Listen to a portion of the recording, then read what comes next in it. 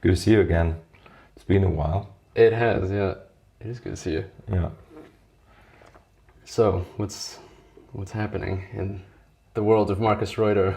Well, it's a big question. No, it's interesting with the touch guitar, like also with a little bit because of you, but also other people, other students that I had, like I discovered something a little bit new.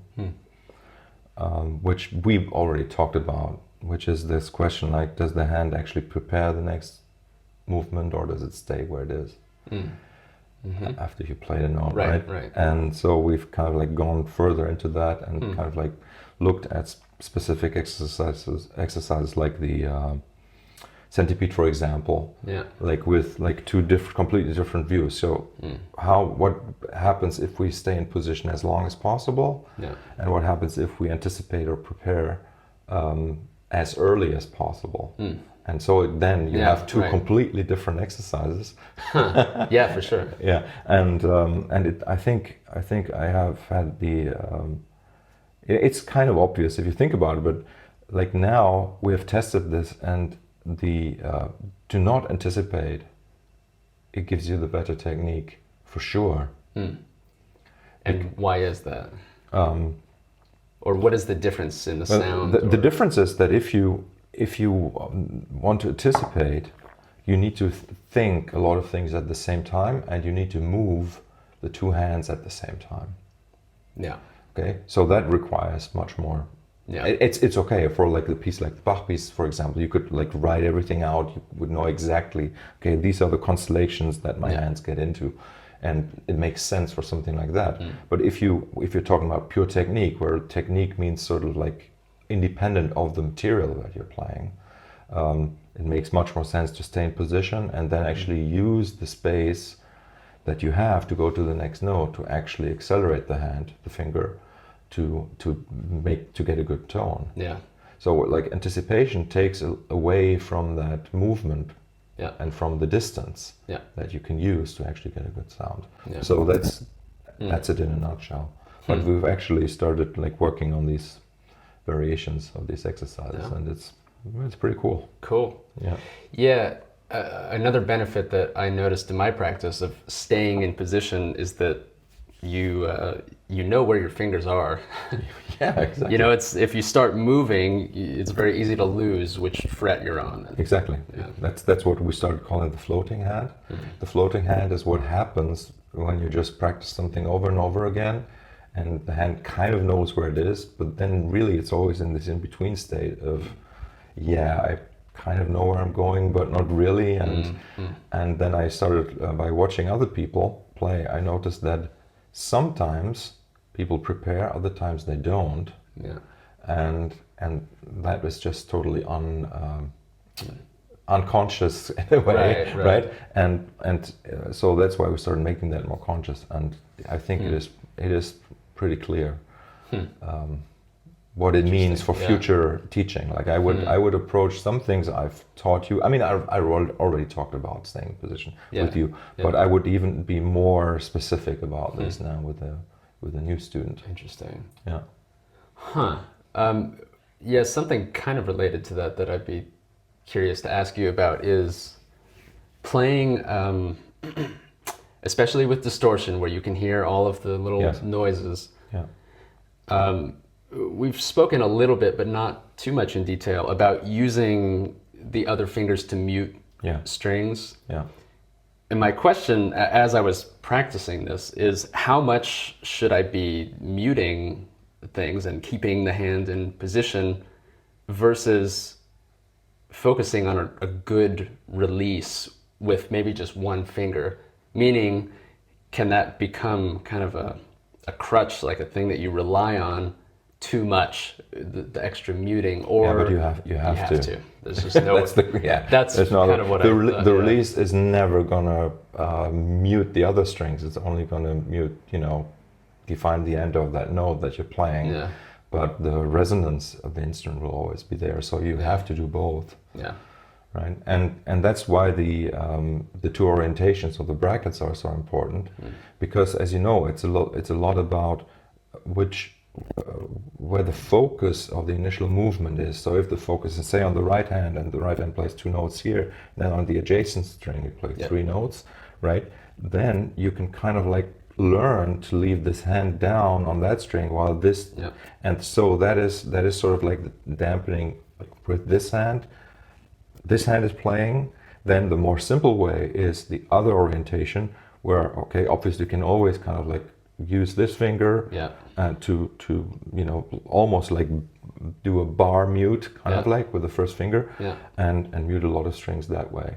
So but it's basically combinations of that. It's the full release, but the full release not being oriented on one string anymore, being kind of like any way you like to mute the strings. And I use the thumb to mute the low string sometimes, just like a bass player would. Yeah. Even when I'm playing like a high part and stuff, you know. Yeah. Because depending on like how hard you play, you can't avoid the low strings to also ring a little bit. Yes. Yeah. And if you have distortion, then that gives you look. Right. Kind of thing. Yeah. Gotcha. And it's just part of the sound of the instrument. I think like now that I don't even try to control it that much, I try to use it, try to make it like the impros we did together. Like you hear a lot of that like rhythmic kind of like and stuff because I use it to play with. Right? Yeah. That makes sense. Yeah. And that's kind of the answer I expected. Is you need, obviously you need a good release, but you got to use both. Yeah. And so the way to think about this, and this is why I keep, you know, like obviously like we learned the pentachord approach, right? But the only reason for it is to get a good technique and to know where the notes are on the fretboard. Like you're not supposed to use that fingering to play. Right. You can. Sure. So, like a pentachord, nice, but across the strings, you wouldn't necessarily do the diagonal stuff. I mean, I do, but it's not something, you know, you just go to a note and you play that one note with any finger. That means that you choose the finger where you have, you know, some other finger available to mute the strings. Right. Yeah, that makes sense.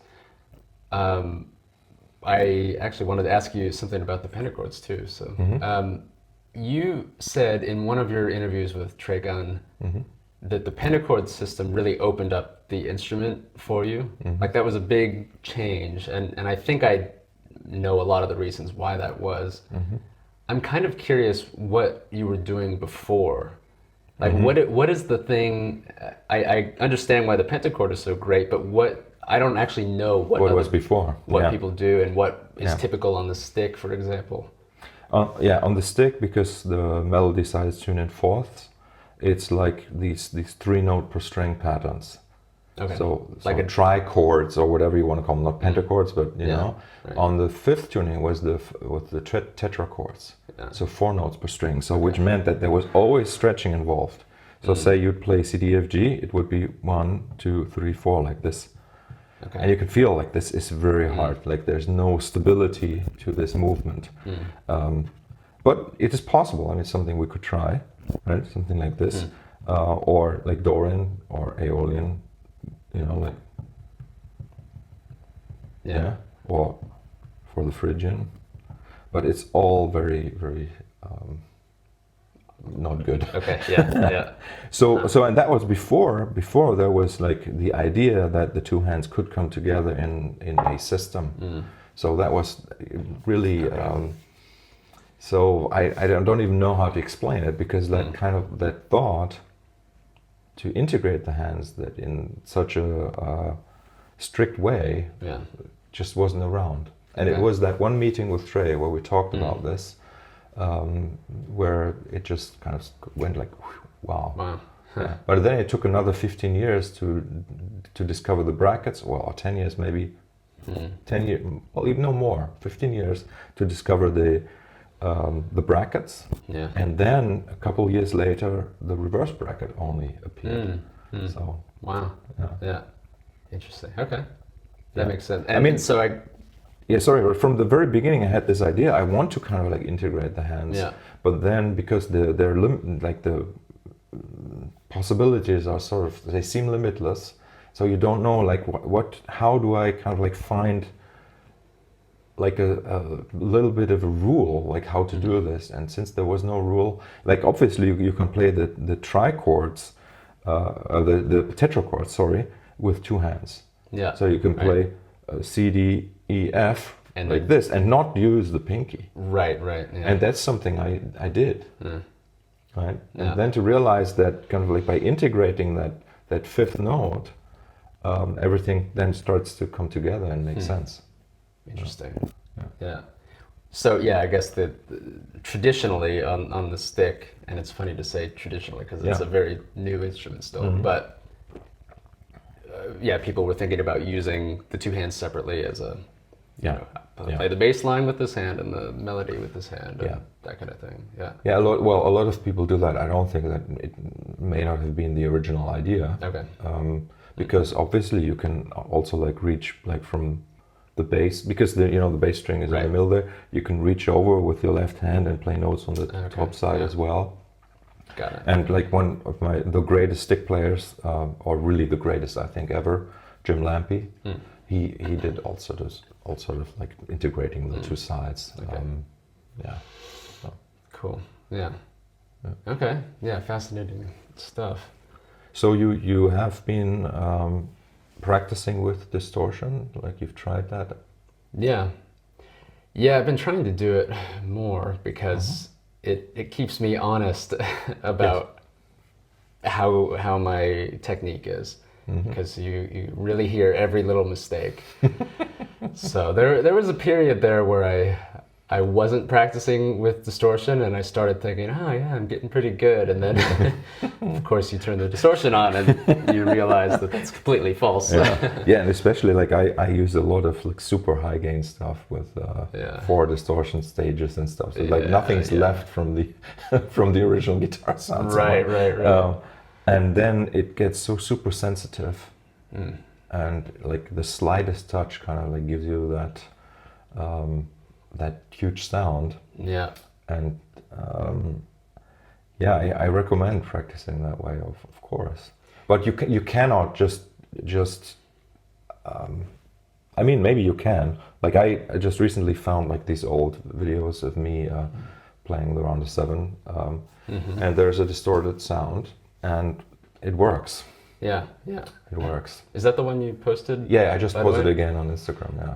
Which I really enjoy seeing those. I think it's great because I don't think I've ever seen anyone play the exercise right. Yeah. Well, I mean, you know what I mean? Like you obviously have a lot of control with that, and you're playing at a tempo I've never heard anyone play it at. And of course, I know intellectually that's possible, but there's something about actually seeing and hearing somebody do it that,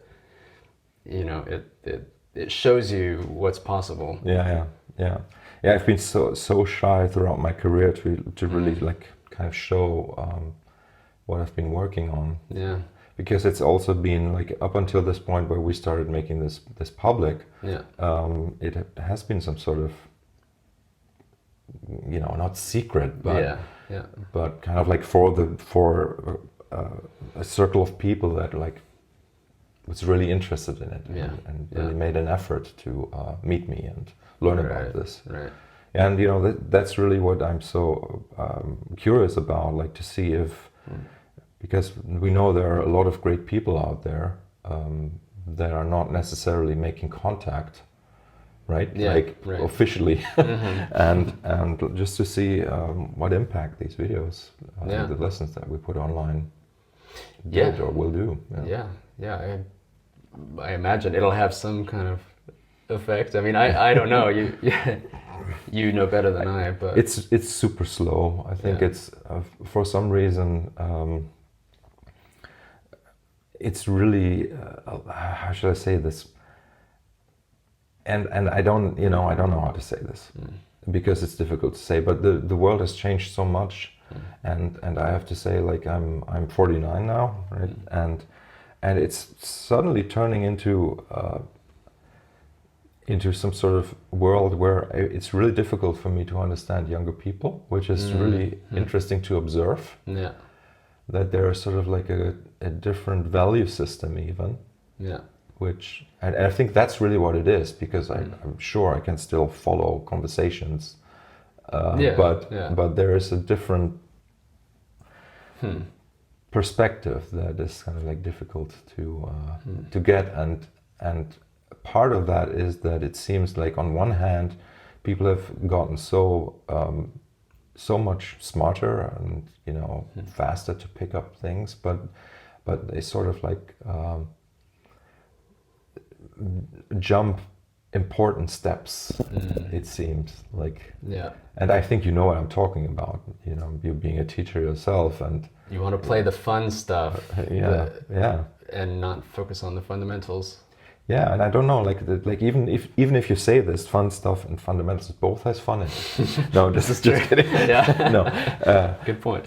No, it's not. But it's not about that. I think it really is about music. It's about the love for music, and the love for music should mean something else than performance. It's like a little bit like with sex, right? Like, it's not like if you love somebody, it's not necessarily about your performance, right? Yeah. So and that's how it is with music as well. It's like, how fast can you move your finger, right? Like, or whatever. Right. Yeah. It's not about it's not about how fast you play the note, or of course. It's about that certain that commitment, that love, that interest in getting deeper. And getting a deeper connection with the musical material you're working with, right? Yeah. And I think that is something that is because there are so many good and great examples of people who have accomplished something early on in their lives, and that it seems like you can get there, and skipping important steps of development. So what steps do you see people skipping often? Well, I don't know. Just really maybe the development of a knowledge of like history of music. Let's say, actually spending time listening to music rather than watching a video about it.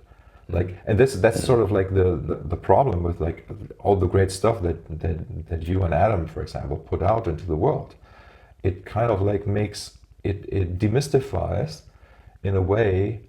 I think I like that. I like the fact that a lot of things are being demystified, but at the same time it kind of like takes the magic away of discovering and thus falling in love. I think like like falling in love is always about like you attributing your catch, let's say, to yourself, right, to your own abilities or to your own tastes, rather than somebody else telling you that. And when all the good stuff is being told by somebody else, it is unlikely, or more unlikely, that people will actually really start listening to, say, John Coltrane, right? Like, if you see, like, I think you need to be sitting somewhere and you hear this and you say, hey, what's that? Wow. And then you go and ask, oh, that's a John Coltrane record. And you say, oh, awesome. And you start exploring. But somebody telling you how great his playing is and getting an analysis of, I think that kind of like makes people listen, really, listen less intently maybe. But this is just what I don't know if that's a reality, if that's true, but this is just kind of like what I'm imagining could be the case. Yeah, well, I agree that there's definitely a magic that happens when you hear something and you go, what is that? And I think you're right that there's less people figuring things out for themselves. Yeah. There's a lot more information available, widely spread on the internet, so people are learning quickly because of that. But yeah, you're maybe missing that skill of listening to something by ear and figuring it out, because the tabs are available for everything. But it's interesting, you said the history of music is something that people are missing. And that's something that I have come to feel a lot more as I get older, because I noticed that younger musicians don't know who some of my heroes are. Yeah. Like, you never heard of Dennis Chambers? What? Okay, well, that's something that would push me to make a video about that. Like, I need to show some people, and maybe I run the risk of taking some of that magic away. But on the other hand, I think, if I don't say something, then nobody will exactly hear about it. There's a fine line, because that's exactly what happened to me. Like, my teachers mentioned certain names to me, and that's how I found. But I think there's like and I don't know what the fine line is. Maybe maybe it's not even that all that material is available online. It's maybe that some people get addicted to a certain way of consuming, and then like. It makes total sense, just like any other drug. Let's say you get into alcohol when you're a teenager, right? You'll have much less time and focus to spend on developing your musical taste, let's say, if you're like, what I mean. Yeah. And with spending time on the internet, kind of like soaking up information, it may have the same effect, that it's sort of like just simply you won't be, I can see it with my daughter. Like, she's sitting on the floor playing. She plays, and then there's like music plays, and she hears the music as something that is part of her world, and it's not something that she has to kind of like click and choose to, Right. Yeah. And that's, maybe that's the other thing, that like everything is available, or almost everything, like on Spotify or whatever. So the music, and I don't know, and I mean, like I say, I'm the last to criticize people, but it's just like I'm making these observations. Yeah. And you're absolutely right. Yeah, mention Dennis Chambers for sure, right? Because people need to know. Yeah. Right. Yeah.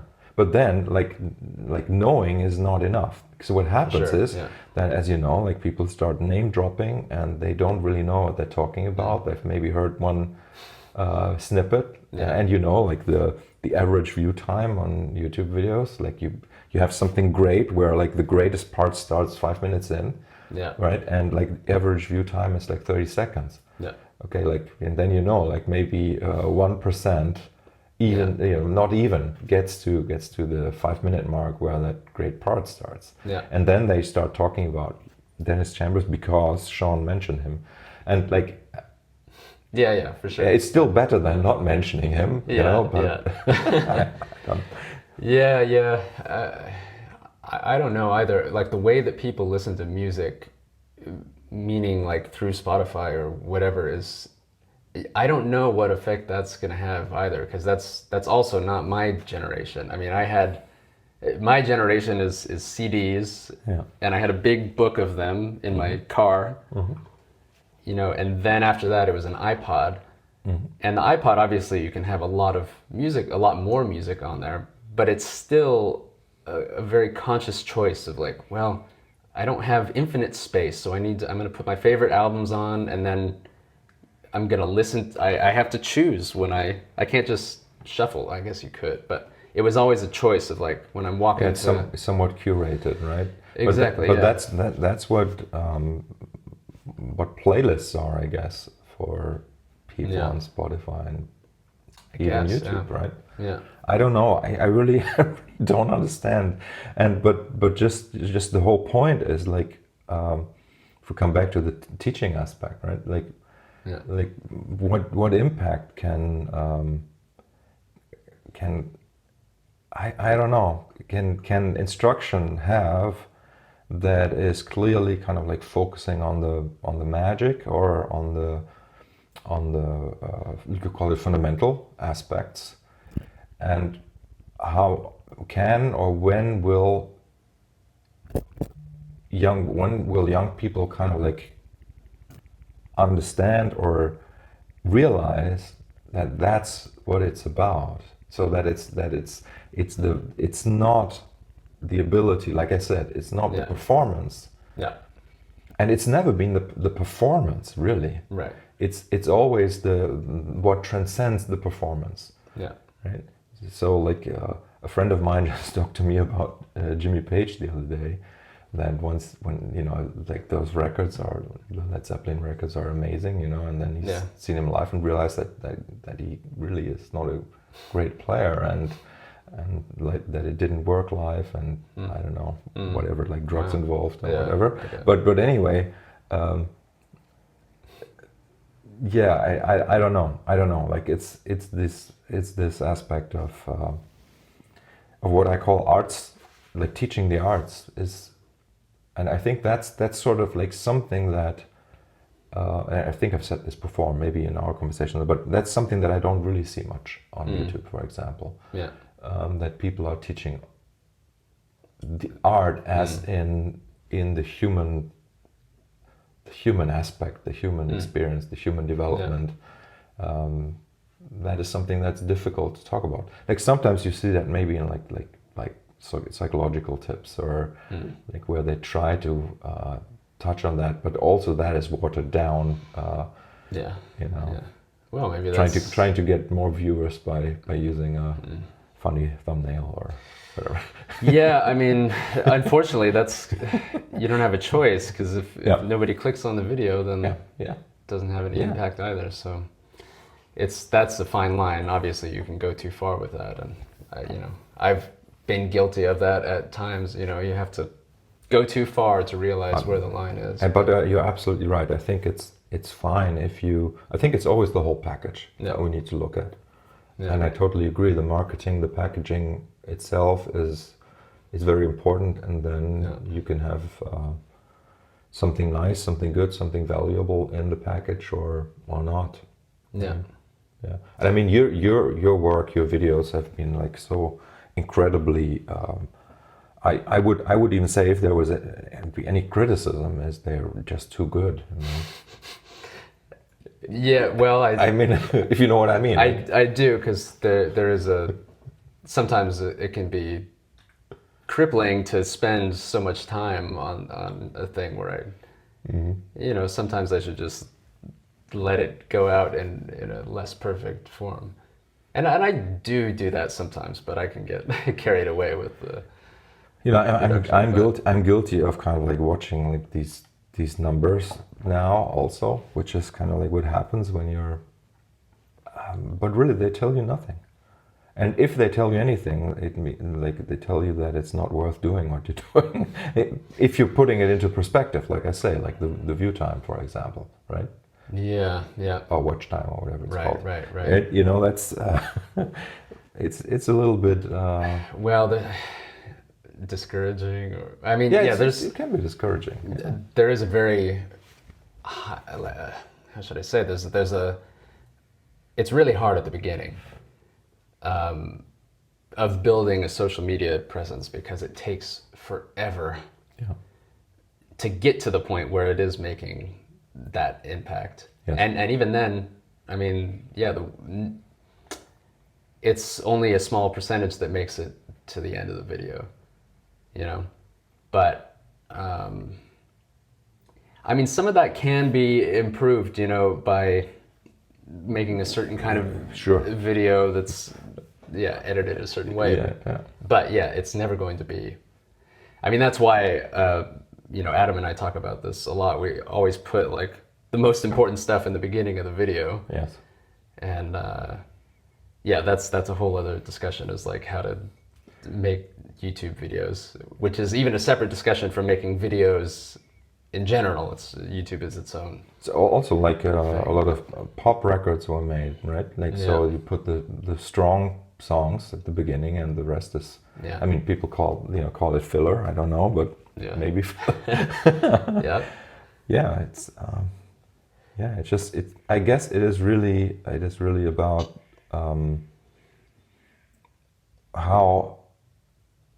how much of a piece of art you consider your product to be, because like unpopular choices, let's say, that's what we're talking about, really, and that's what an artist has to do. Like that's what an artist does. That's kind of like the definition of that librarian that is the artist, because like it's your taste, you're making the choices, and like kind of like always making the choices in favor of the audience, let's say, it basically removes the artistry from what you're doing. Yeah. So this is why, like when you guys put out Threshold, the Sungazer piece, I liked it a lot. I think it was sort of like a very good first single that you guys chose there, because it has that it has sort of like everything that you guys talk about. At the same time, it has like a really beautiful atmosphere, and it has space, and it's well, thanks. Yeah, I think that's what I mean. I think it's the music itself. So it's like which will eventually speak to people in such a way that they make a different kind of connection with you guys, where you have like lifelong fans because they were actually moved by the music. I think that's what's going to happen. Yeah, for sure. Ideally, I hope. Yeah, me too.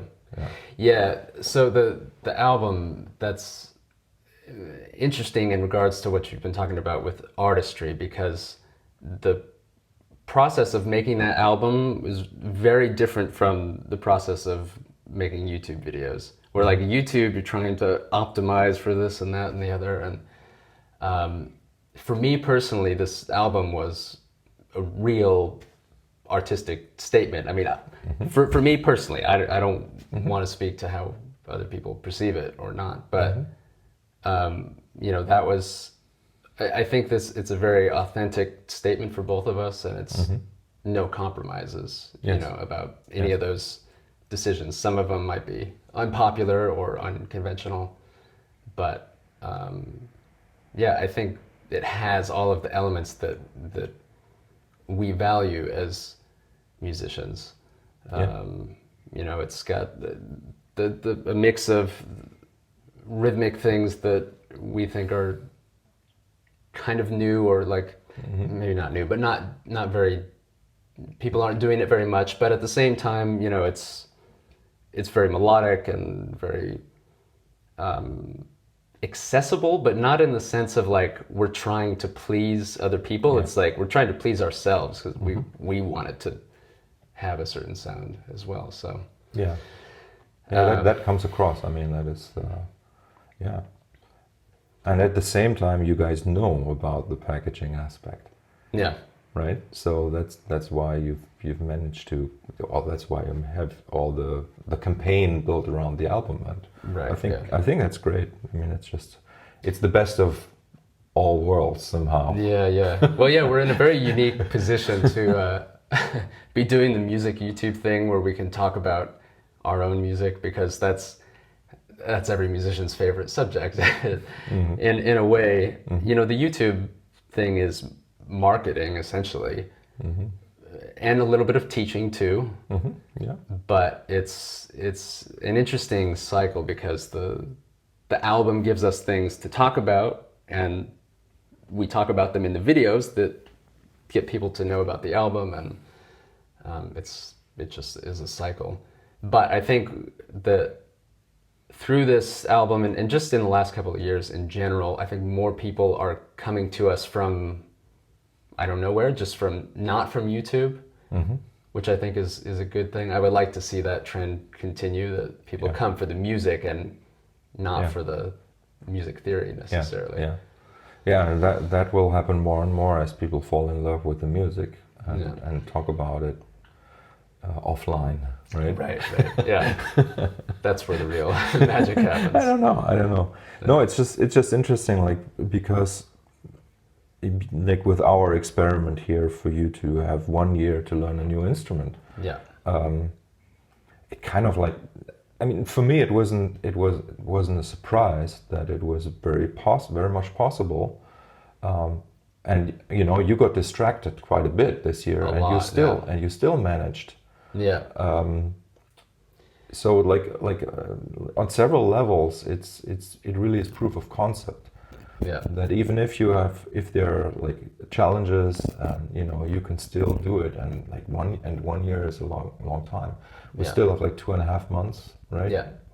Right. And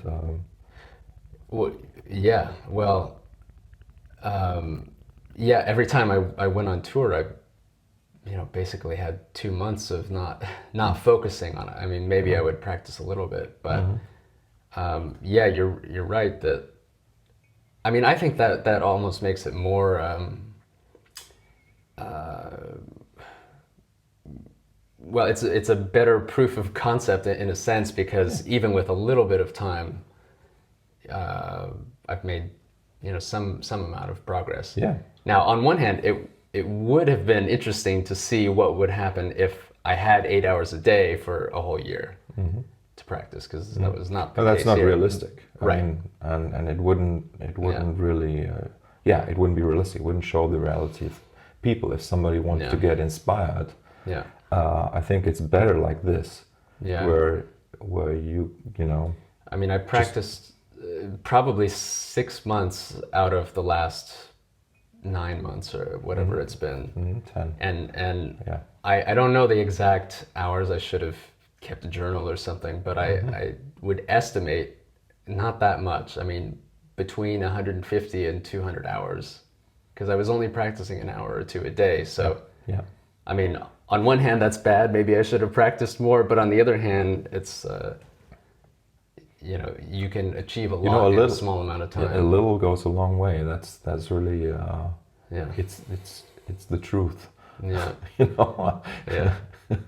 For sure. And the other thing is that even though I did take a lot of time off by necessity to focus on tour and stuff, even though that's maybe a negative thing in some ways, it's also the reason why I am able to learn it in the first place, meaning that there's a focus there. And that's, I think, if I have I don't know if it's a superpower or just or a defect in my personality, but I tend to do the best when I focus on something and I can really obsess with that one thing for a period. And people ask me sometimes, like, well, how do you have time to do all of this? How do you to learn the drums and to tour and to make videos and to learn touch guitar?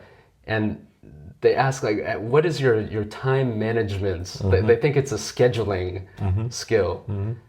It's not at all. It's not like, Tuesday, 8 a.m. for 15 minutes I do this. It's not that. I do not manage my time, but I do manage my priorities. Yeah. And so the only way that I'm able to learn all of those skills, whether it's video editing or mixing or whatever, I just do that one thing. I do things one at a time, and that's the only way that's I can do what it. we have in common, and I think that's what a lot of successful people kind of like, successful, you know what I mean? Yeah. do. Yeah. You just, as you say, you manage your priorities and you focus, and you,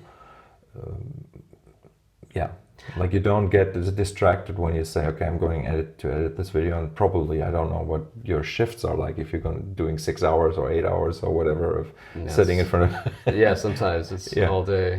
Yeah, but that's sort of like where the power lies, and it's the like I say the same. Like some people say, if you practice every day just a little bit, it's a good thing. That's true, but it's also true if you spend like 3 days practicing 12 hours, you'll have a different kind of breakthrough. You'll have something that you can only experience if there's that intensity and that density of experience. Yeah. Right. Yeah. You need a long chunk of time sometimes to get deep enough into the thing to. Yeah. If you only practice 5 minutes at a time, you'll never get to that deep level. Yeah, and you mentioned seeing me play the round of 7 exercise. That tempo was inspiring to see, kind of. Yeah, like, and I'm sure you can play it much faster. Yeah, sure. Yeah. But what I'm trying to say is, the only way to get there is to work hours and hours at a time with this exercise. So that just. Yeah. I don't know even how to describe it. There's like a certain mutation of energies, for lack of a better term, that happens when you really repeat something a lot, and you know, and it's the only way. Yeah. It is the only way, but yeah, it's funny, like you know, as you know, like I'm teaching this 49-week long course right now, and I see that's again, like I don't know if it's because younger people, but like sometimes there's like this misunderstanding that learning a wider range of things is better than focusing.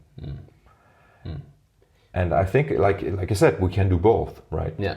Like we can have an intense phase of studying one thing, and then we can let go of that and do something else, and then we return maybe, and that's like this meta learning, or that meta management of one's, as you say, priorities. In a way, it is time management. You know, it is some sort of time management, because the prioritizing means that you're making X amount of time available. Right. Yeah. Right. And yes, that's somehow it's on a meta level, and that's where also the, you know, so we were talking about, you know, artistry versus maybe just craft, or like I think artistry happens when you learn, when you come into a position where you can zoom out, get into a meta position, and you kind of like start designing the learning process itself.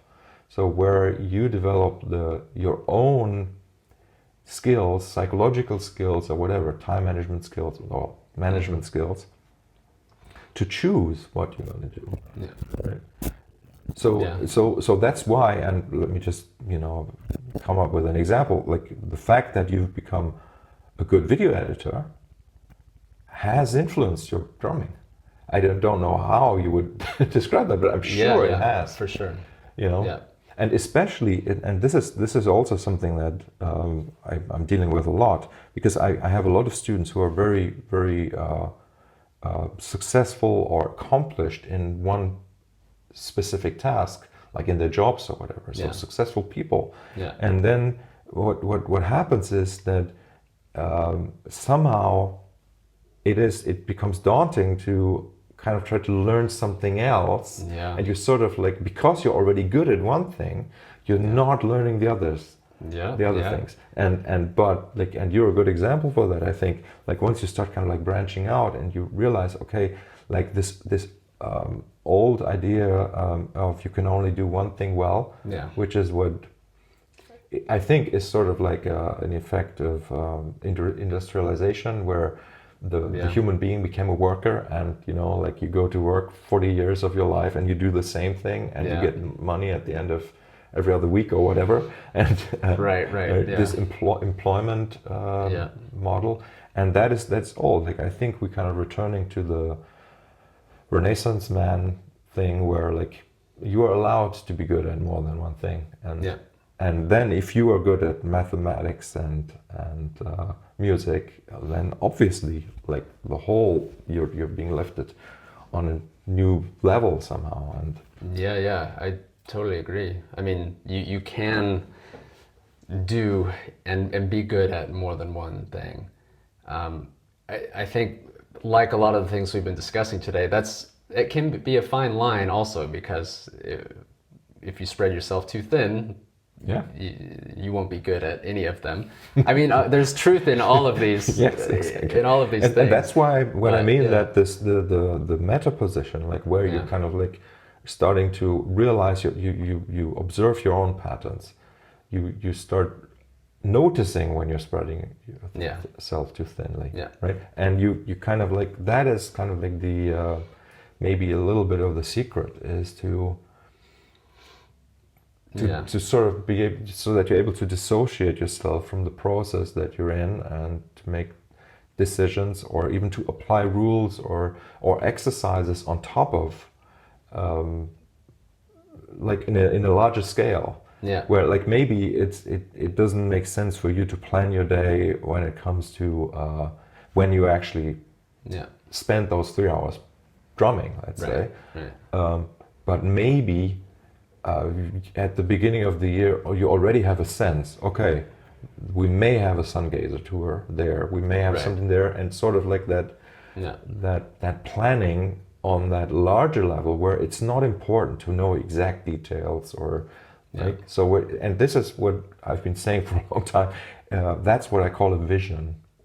So, a vision is not necessarily like a grandiose thing.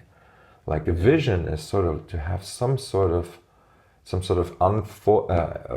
unfolding plan that is driven by passionate imagination, let's say, right? Yeah. And that is sort of like the fabric that then spans everything and kind of pulls everything together, no matter what is needed, right, in order to get there, right? Yeah, for sure. Vision is super important, and I forget the exact phrase you just used, the creative imagination or the something. Yeah. But I think that's important too, is having the almost the courage to have dreams. Yeah. Which sometimes just means sitting down and writing down some ideas. It's like you can get so distracted with your work or whatever you're doing that you never stop to think about, well, what if? What if I did X or Y? Yeah, I've recently started working with a film director, and we're probably going to have a project together. But anyway, she's also, just like so many people I know, she's about list writing. Yeah, right. And I think it's such a wonderful tool to kind of like just externalize some of your thoughts. And as you say, prioritizing, right? Yeah. So you may have your list, and then and even though like I think a list can actually help you procrastinating, but it also helps you kind of like really become aware of what I don't want to say what feels good to you, but what you really want to do. Yeah, what's important. What's important, exactly. Yeah. So because, and then that's why maybe like that document that you need to return to town council or something, like it's okay if you only deliver that on the day. You don't have to do that today, but you see. So that's why list making, and just like a digital list, I like that, because I can just drag the order right. Yeah. Totally. Yeah. And there's always more stuff on the list than time in the day. And so I think you're right that externalizing it helps you get perspective and maybe zoom out and have that meta perspective we've been talking about. Because then you'll see, okay, well, here's 10 things I would like to do, but I only have time for 3 or 1. Yeah. So what's the one thing going to be right now? You kind of have to go with what you have the energy and motivation for. Yeah. Right. Yeah. And obviously, like somebody would say, no, you got to do the also the things that you don't want to do, and it's true. Yeah. But you sort of like, it's sort of like some psychological hygiene kind of thing to make sure you're actually feeding your soul, let's say, in order to be able to do the things that are harder, let's say. So it's like this balancing act. That is the challenge, right? Yeah, I think that is it. It's a balancing act. Eine Gratwanderung. Eine Gratwanderung. Wow. Yeah, walking the tightrope. Yeah. And that's an important skill, I think, for people. Maybe that's half of the battle, is like, because so much of what we've been talking about today is contradictions and paradoxes and opposing views that are both correct in certain situations. Yeah. And so that's really important to be able to know, when am I spreading myself too thin versus I've been really doing too much of this one thing, I need to do something else. That's a key for sure. And just like with a good musical note or resonating drum, let's say, right? Like it is oscillating. It goes back and forth, and it's just like, I think expecting that balance to be kind of like a stiff state No, It's never, it's always like you always, and Yeah. you know, I know that it's become, you know, feeling that way. It maybe we were taught that somehow by, I don't know. yeah, but to feel bad that we're not 100% sure what we want to do. But I think it's absolutely fine to always question what you do, and Yeah. to also not be totally confident with what you do, or even Yeah. don't even know if the music you created is good enough or whatever. But I think it's the point is like you just need to, in the case of music, you need to put it out. Yeah. Like if you don't put it out, you're lacking the feedback circuit is not closed somehow. Yeah. Which means you're not gonna go further. Yeah, and that's why I'm kind of interested in, like, now that the Sungazer record is out, what will be coming after that, and for you guys, I mean, like it's yeah. Well, it's been exciting so far, but yeah, I'm curious to see what happens, and it's funny because the album is out, and on one hand that's great, and it's done in a sense, but it's now that a lot of the work actually starts, because now we're doing all the videos promoting the album, and you know, now there's going to be tours and you know, all this stuff. But are you going to do videos for all the tracks on the album? that certainly would be possible. I mean, there's enough to talk about in every song. Realistically, no. I'm going to pick probably a few songs, but okay. yeah, I don't know. I mean, the potential is always there to at least mention it briefly, maybe in a video about something else. But there are several videos that I am already planning or working on, and so it's going to be a very busy month still, even after the album is out. But yeah, but it's good. Yeah. So shall we just briefly just plan? Yeah. What, like? Yeah. So what is your? Yeah, you go ahead. Okay. Yeah. Well, time-wise, like I was just saying, it's still busy. There's a lot of work to do related to this album. Yeah.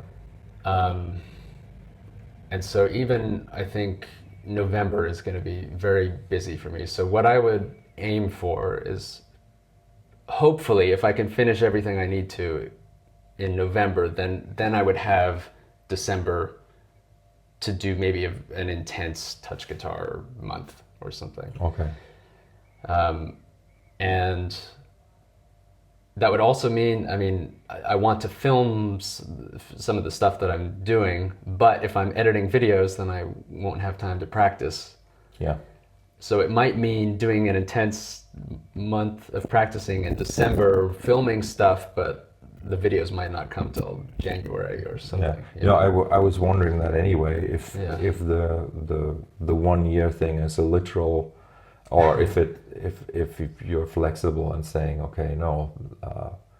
Well, I mean, I'm definitely going to continue practicing after the end of the year, but I think as a kind of a deadline to just give a little pressure to have practice. Another push at the end, like I think good. Yeah, I think it's a good idea. Yeah, and I'm available online to help you, coach you if you need to. Yeah, definitely. So, you know, then the question would be, what do I need to work on? Yeah. And I think, you know, maybe the things that I would spend a month practicing are probably the same things I would need to focus on more long term also, meaning, and I wrote a list down somewhere at some point of several areas to focus on, and maybe you can help me with this and tell me where that's not right, or maybe it is, or so if I could try and remember the things on the list. I mean, there's several areas we could look at. One is technique. Improvisation is another. Yeah. Fretboard knowledge, just like knowing where more notes are in more places. Yes. What else? Writing. I mean, I've done almost no writing. I've kind of gotten distracted this year with just playing the instrument. Yeah. I mean, obviously you can spend a lifetime on that alone. Yeah. But yeah, writing is another thing. Also learning songs and or playing along to whatever, Spotify on shuffle. I mean, I think that is helpful too. Because I'm finding that, that's kind of how I started learning drums too, is I just turned the radio on and I played to whatever was on, which was a lot of the alternative rock pop stuff. I mean, that's the music that was available. Yes. And I think that's really helpful, just to develop my ear and also to develop the skill of hearing a thing and figuring it out. But also learning, pieces like the Bach thing, or I've been practicing this Guthrie Govan song called Waves, which is a very, very beautiful melody. It's got a lot of like leaping intervals, and it's I'll show it to you sometime. But so what else am I missing anything? One other thing I'll say is that I think that learning music, just like learning a lot of songs maybe, is probably something that should not be underestimated. Because I think that the exercises are essential, but it's not enough to just learn the scales and arpeggios and the shapes. The application is very important, and that's like where you sort of like have to make a decision though, like especially in the position where you're in. Like if you had unlimited time, right? Let's say, like all the things that you just mentioned are important. Yeah. And like I think like playing a song or learning a song always has, like, also on the level of technique, has more impact than playing an exercise. Yeah, there's no doubt about that. Yeah. But again, you need to kind of like say, if we think of this as branches that you can take, right? You need to make sure which branch you can actually take. Yeah. So do I even feel it to start Spotify and play along? If you do, then that's the right way to do things. And this is sort of like the way you're at right now, is to kind of like create that path yourself. Yeah. You need to understand that you don't have to make a decision now. Yeah. You can make the decision at every single moment to choose any of these fields that you've just mentioned. Yeah. Right? That's what I think is kind of like the challenge is, and that's the meta part. Like, what am I capable of doing? Am I inspired doing it?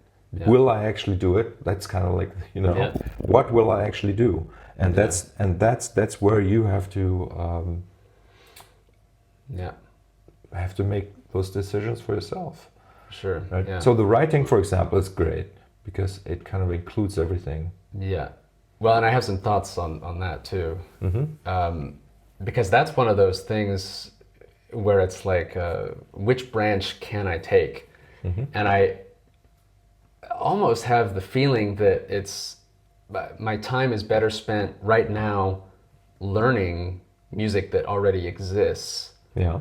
Because that's giving me ideas for what kinds of things I might want to write. If I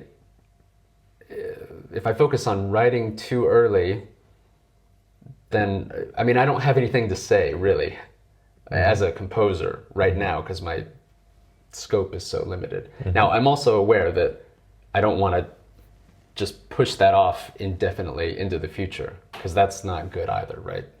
I mean, I think there's probably value in just writing now with what I have right now. But through the process of learning other music, I'm learning what I like and what things I would like to explore. And, you know, like this Guthrie song with these big interval leaps, I'm learning, oh, okay, that's something that I like, and I wouldn't have known that if I wasn't exposed to it. Or there's, you know, certain moments in the Bach piece, it's like, you know, the piece is nice. I mean, it's not like the music I listen to on a daily basis, but there's like little moments that are more interesting to me than others. Yeah. So yeah, I don't know. No, basically what you're saying is that in order to kind of like develop that, what we call vision, you want and need input. Yeah, for sure. Right. Yeah, fine. I mean, great. And I agree. Like, ideally, you would find let's say three branches where you that you know that you can kind of like serve them when it's called for. And like when it's called for also means like that you sort of like in December you say that's the intense period, and in the morning technical exercises, in the afternoon writing, and at night some improvisation. Yeah. For example. Yeah. Right? Or like you know, any three things that you can then kind of rinse repeat over a period of time, sort of creating your own meta exercise. That's sort of what would be good, I think. Yeah, and I think and it doesn't have to be the writing. I'm just put the writing there as an example. Yeah. Right. But actually, I do to contradict myself a little bit. If you know, in a long day of practicing, at a certain point, my fingers will start to hurt, or not hurt, but they're going to get tired, and it's going to be hard to continue practicing past a certain number of hours.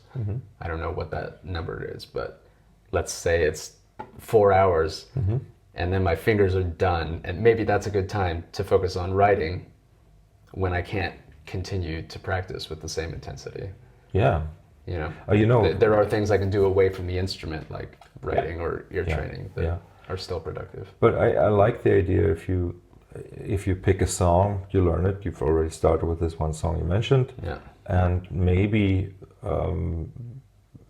it could be a good thing to then also incorporate, because this is what you forgot recording. Yeah, would be the other aspect, like where you say, okay, can I just play, say, a bass part, chordal part, and the melody and drums, and produce a version of this song that I like so much. Yeah, and like the learning experience would be amazing.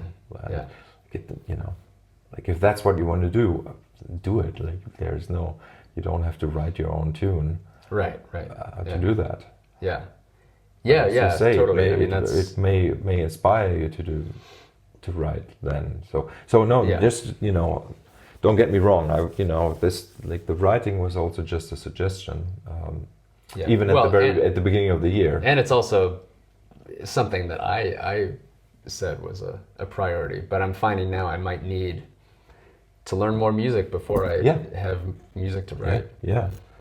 And I mean, like, on the technique level, I think you don't need to worry. Just pick one exercise, one thing that you obsessively, say, practice so that it gets just takes you to the next level. Yeah,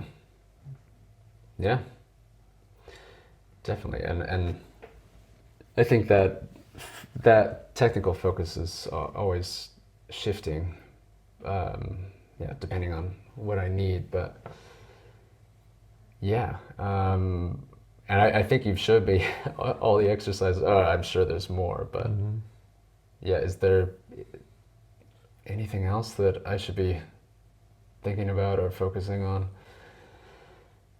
I think we covered it pretty well. We covered it pretty well. Yeah. And really, there's only three. There's the grandfather exercise. Yeah. Okay. There's the uncle exercise, which are something you haven't really tackled. That's the one with the diagonals. Yeah. Yeah. Right?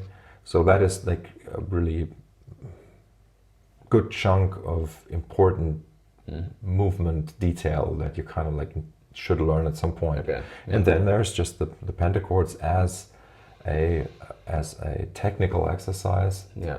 That at the same time teaches you even more like where the notes are if you do the round of 7. Yeah. Right. Yeah. So just just pick 2 of those. If you just do the pentachords just pick 2 modes. Yeah. Like stay with the Ionian and Phrygian or whatever, like 2, and then you have like the 2 orientations. So you have 4 exercises total. Yeah. And what about different keys? I mean, how? Yeah, keys important.